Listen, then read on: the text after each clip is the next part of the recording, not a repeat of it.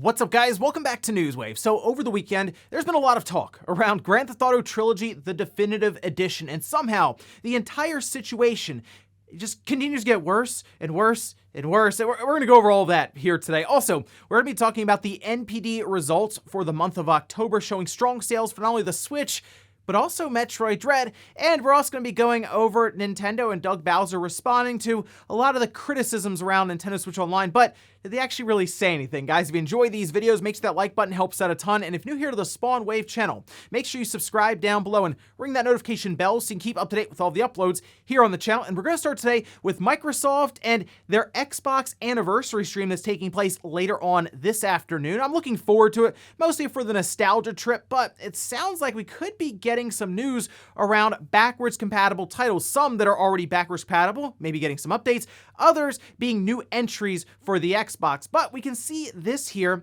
posted by Mr. Matty Plays, who noticed that some Xbox 360 games they've had installed for a while all need updates suddenly, showing Fable, Fallout 3, and then Oblivion. But then we also see Xbuds saying the same thing. A very large update appears to be getting pushed to a bunch of different backwards compatible games, and that could be a few things, but I mean, you can see the list here with even Sonic Unleashed, Sonic Racing, all of the different, there are a bunch of Gears of Wars there. Like, it appears like maybe they're getting ready to do FPS boost, maybe different things around resolution, texture work. There are some games they've already done this kind of work to, like Knights of the Old Republic, which does look a lot better now after that update. It's exciting to consider that, along with potentially other backwards compatible games being added in. So yeah, you might want to tune in to the anniversary stream later on today. Also, we do have the Game Awards less than a month away, and it looks like tomorrow we're going to find out about the nominations for all the different categories, and that does include Game of the Year. We can see this posted up over on Twitter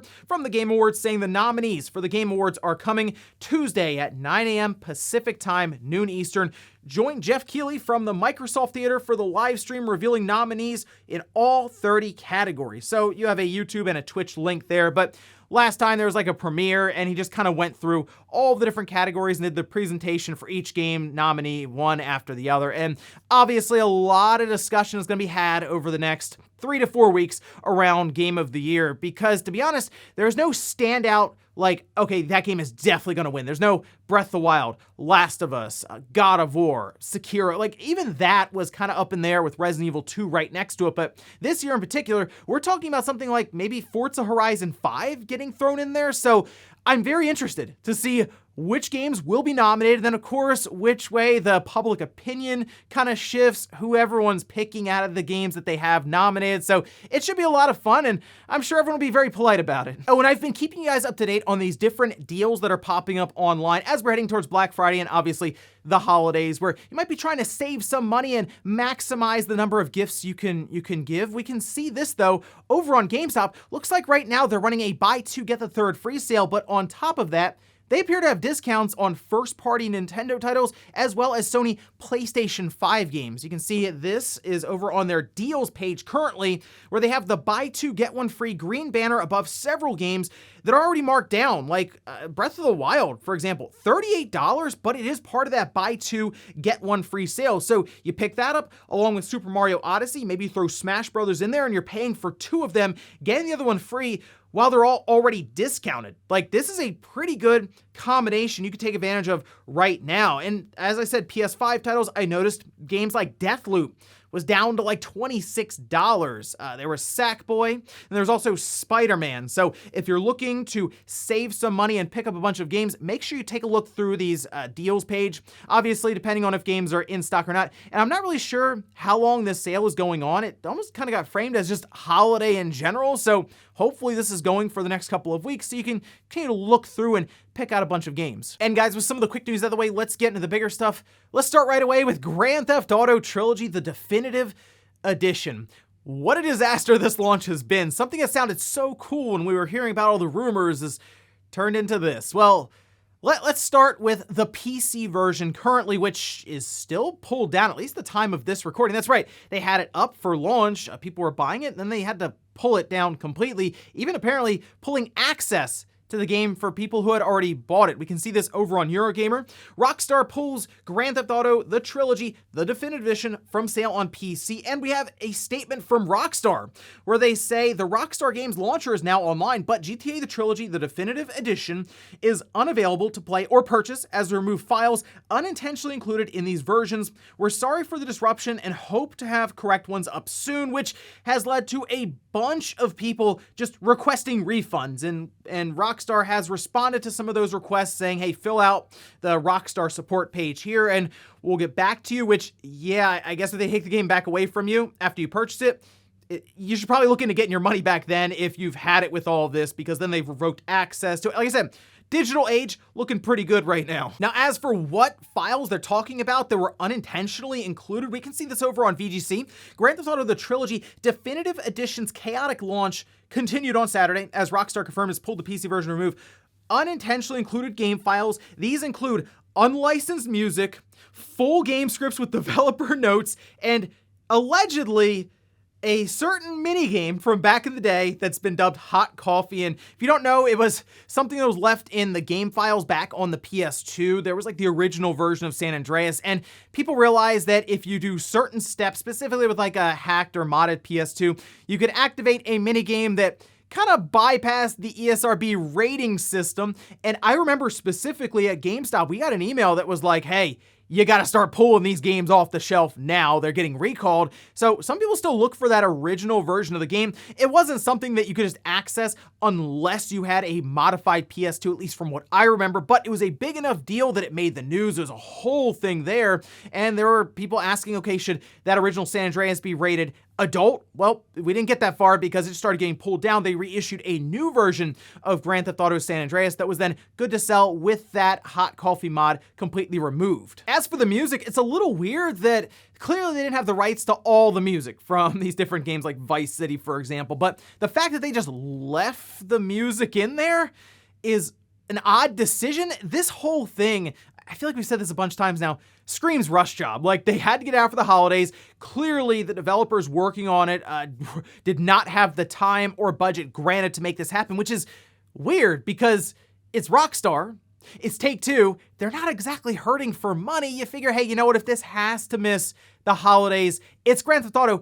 It's going to sell anyway. That's something that still kind of frustrates me when it comes to these different game companies that are this large. You don't really need your game to be there during the holiday. You don't need your system. Nintendo showed that with the Switch. I mean, you can even see frustration seemingly from the dev team. This was pointed out by National Pepper on Twitter, wondering who they're responding to exactly here. Just mentioning that it doesn't work the way they wrote it below, so we'll place the blip at the beginning of the mission. Yeah, some pretty aggressive dev notes there in the code. Now, I have been playing the Grand Theft Auto Trilogy on and off, and I was gonna make a whole video talking about my experiences with it, but to be honest, the game, you just shouldn't buy it. Like, it's not a good product right now, and I don't know if it ever will be on something like the Switch, because Grand Theft Auto 3 is just rough. Like, the frame rate is really bad to the point where I just had to stop playing because driving was a nightmare. It would dip down to the teens, it would jump up to 30, dip back down to 20, and then you have massive stutter. So just being able to navigate around in that game that already had issues with driving was a nightmare. But even in like San Andreas on the Xbox Series X that I'm playing, frame rate issues, the whole thing is just really dark for some reason. Like, turn your brightness all the way up just to be able to play it. And the rain, take a look at this tweet here saying this is the worst looking rain I've ever seen in a video game. And it actually makes it hard to play the game because it just makes visibility very difficult. And at times you're driving in different races or timed missions and you're not 100% sure where you have to turn, what's in front of you. And it's just, like I said, it's just a disaster. And all of this has led to a rather unfavorable Metacritic user score. You can see here, 0.5. This is on the Xbox Series X page. The PS5 at last I saw was like 0.8. I think the PC was 0.9. Basically, they're all under a 1 for user score, with thousands of different user reviews piling in, overwhelmingly disliked, just to let Rockstar know, hey, you messed up with this one. And unfortunately, I don't know if this thing is ever gonna be fixed, and if it is,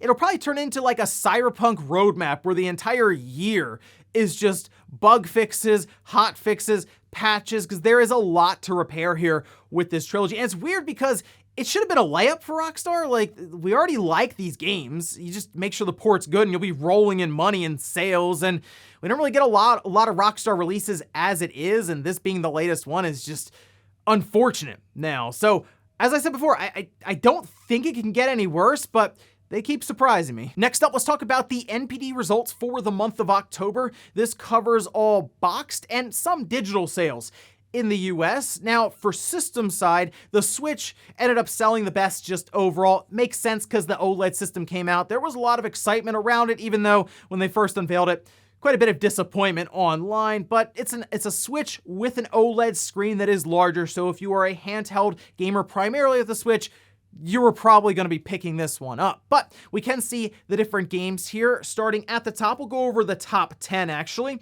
Far Cry 6, that's exactly what I was expecting to top the charts there. Back 4 Blood actually at number 2 is pretty cool to see. And then number 3, with just the physical copies counted, a little star there, Metroid Dread. In fact, it was significantly higher than Metroid Prime when that released back in 2002. We do have some hard numbers on this as well, which shows more than double the amount sold for Metroid Prime. Madden NFL 22, then we have Demon Slayer, FIFA 22, Marvel's Guardians of the Galaxy, Mario Party Superstars, again, that's just physical, and there was like not even a week on sale there. And then NHL 22 and NBA 2K22 also having that little star saying that digital sales are not included. But the interesting thing about this with Metroid Dread is Nintendo seems very confident.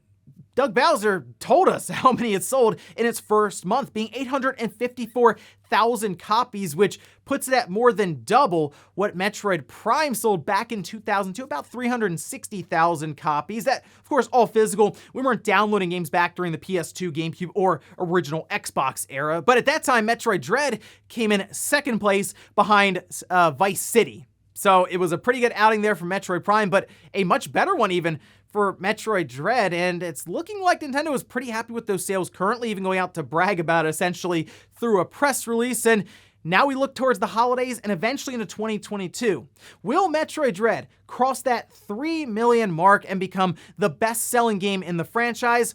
I'm kind of leaning towards yes with some of this latest information. Next up, let's talk about Doug Bowser, Nintendo, and their Nintendo Switch Online. There's been a lot of feedback, we'll say, for Nintendo as they look at improving, hopefully, the service overall, but especially the selection of the Nintendo 64 games and the quality of those 64 games. But Doug Bowser was asked about not only Joycon Drift, but the Nintendo Switch Online, and I guess what they're looking to do as they go forward and what they think about some of the fan criticisms, we'll say. First, we'll start with the Joy-Con drift. All of this in an interview with The Verge. Doug Bowser says, as we've gone through the first 5.5 years of the Nintendo Switch, we've observed gameplay, we've observed as people have returned units, how they've worn, and we've been making continuous improvements overall to the Joy-Con, including the analog stick.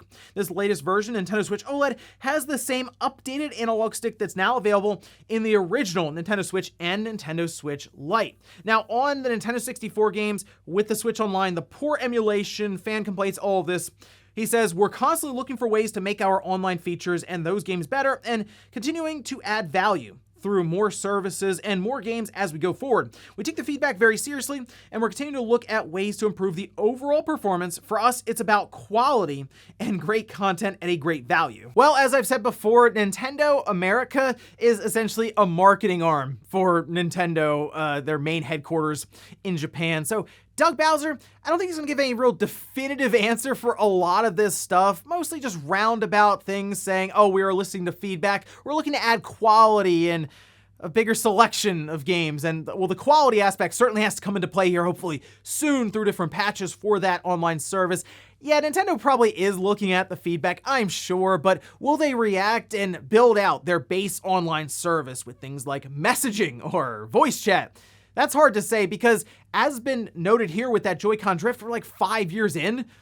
I mean, I know Nintendo says they're halfway through the Switch's life, and they very well could be, but I kind of feel like it's a little too late now to start tacking on a lot of those services, and maybe that's something they work towards next gen 4, like introducing that system with a more robust online. I know it's kind of frustrating because that means we'll have gone through this entire generation, starting with that weird diagram for like Splatoon when we were trying to figure out how to voice chat and they had like the weird set of wires in your phone, and then we have to get to the next system to actually be able to do native voice chat and messaging, maybe themes and folders.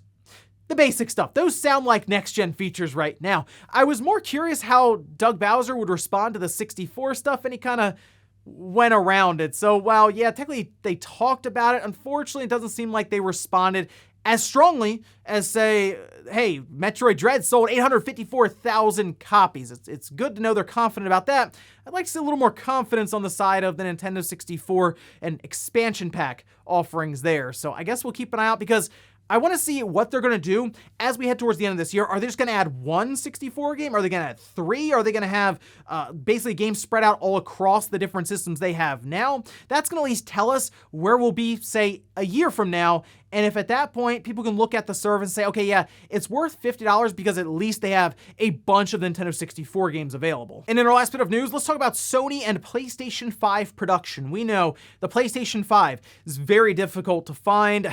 Unfortunately, resellers have continued to have a field day with this system, and I think it's actually going to get worse for a lot of people looking for this system heading into the holidays because they appear like they're getting harder and harder to find still.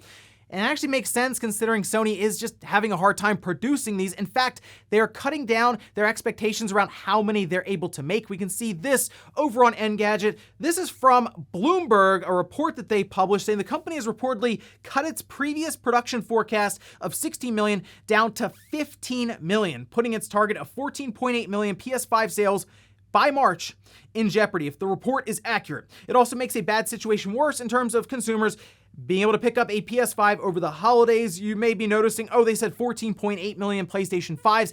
Yes, because they figure, okay, we can produce 16 million, which means we should be able to get enough to store shelves to make that 14.8 million goal. Coming in at 15 million, that's cutting it close. Remember, we talked about the stories with Sony flying in PlayStation 5s to parts of like the UK and Europe. So just being able to get them out of the factory doesn't necessarily mean they'll be able to get them to store shelves in time for March so that they can report to their investors they were able to sell through enough systems to stores, which means, yeah, you're going to be seeing less PlayStation 5s in stores for the holidays or just online. Again, it's a whole thing when it comes to just buying these systems still a year later, and it doesn't sound like it's gonna be getting that much better going into 2022. Remember, this is up to March. Like, are we still gonna be in this situation next holiday? I hope not, but a lot of this comes down to the logistics around getting these systems out to different places, and of course, the whole chip shortage. And before we go to the comment of the day, we're taking a little poll I posted up yesterday, where I asked if you're checking out Halo Infinite when it releases, which platform are you playing on? The Xbox is 56%, the PC, 39%. And then look at that, xCloud streaming, 4%. In fact, I saw someone in the comments who was like, yeah, I might just want to jump in with some friends without having to go through installs or any of that and just kind of play around for a little bit before I move on. I mean, yeah, that's kind of why streaming's there. If you don't want to have to like we used to do back in the day, haul a CRT to someone's house with an original Xbox in our backpack and this being a whole thing. The fact that I guess you can sit down and play with a phone with a controller is pretty cool. Not the way I would play it because the input lag is still very noticeable, and with something like Halo, I'm looking to play it like 120 or 144 frames so I can have it as responsive as possible. But the option is there, so, you know, that's nice. I'm going to go back and forth. I'll have it on the PC and I'll have it on the Xbox. I'm just ready, and I hope it's out sooner rather than later with all those rumors around early access. And we'll finish up with the comment of the day as you're seeing here. This is from Super Saiyan 3 Fox saying, it feels like the video game industry is starting to listen more to investors than gamers. What gamers are asking for more live service, loot boxes, and NFTs. Well, to be honest, I think a lot of the suits who are talking about NFTs don't really know what they're talking about there, just to be honest there. But looking at how they're approaching live service and all of that, I mean, look at the top 10 games that were shared by Sony for the PlayStation 5 over the last month or so, I think. I mean, Fortnite's number 1.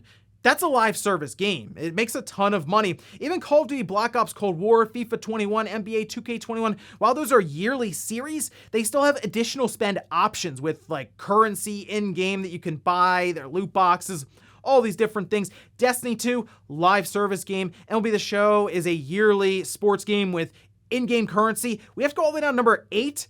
to find a game from Sony that doesn't really lean into a lot of that stuff with Spider-Man Miles Morales. So that's just kind of the way it is with the mainstream gamer currently. And as much as we want to believe we kind of steer this whole hobby in gaming, really it's the mainstream, because that's where the majority of the money pours in. And ladies and gentlemen, that's gonna do it here for Newswave. If you enjoyed this video, guys, hit that like button, really helps out. If not, hit the dislike, leave comments down below about everything we talked about here. Today was the GTA Trilogy disaster. Did you pick it up? Which system? What do you think of it? Or did you try to get a refund? Also, what about the NPD results for October? The Switch, of course, taking #1 with that OLED, but Metroid Dread in there with 854,000 copies, then the PS5 having its production cut. Are you looking for one this holiday? Thanks guys for watching, and I'll see you next time.